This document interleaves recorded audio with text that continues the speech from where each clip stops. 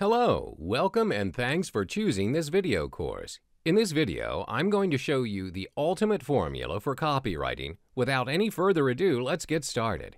If you want to persuade, you've got to let the folks know what they're in for.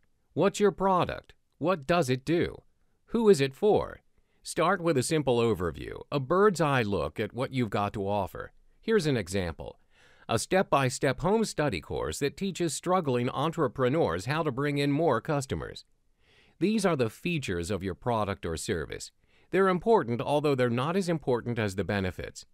But if you gloss over the details of what your product or service actually contains, people will be skeptical about putting their money down.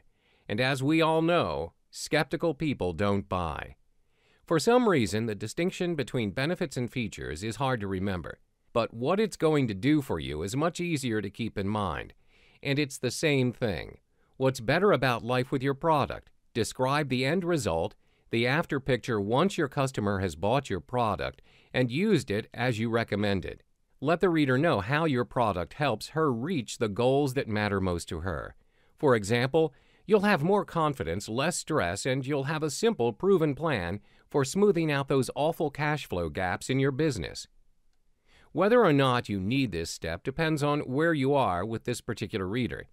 If she's been reading your blog for a year, she knows you very well, so you may be able to skip it.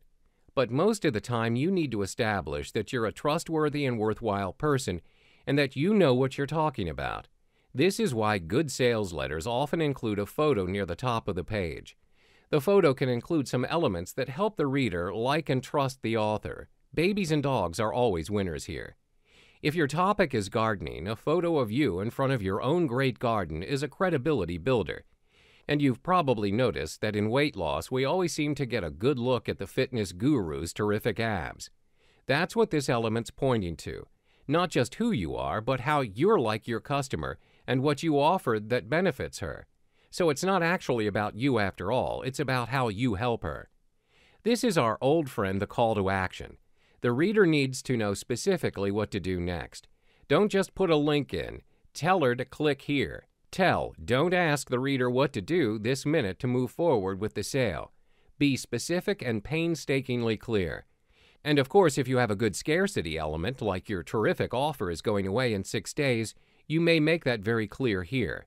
Every step of your persuasion sequence, whether it's a short opt-in page or a months-long sideways sales letter, needs a clear and specific call to action.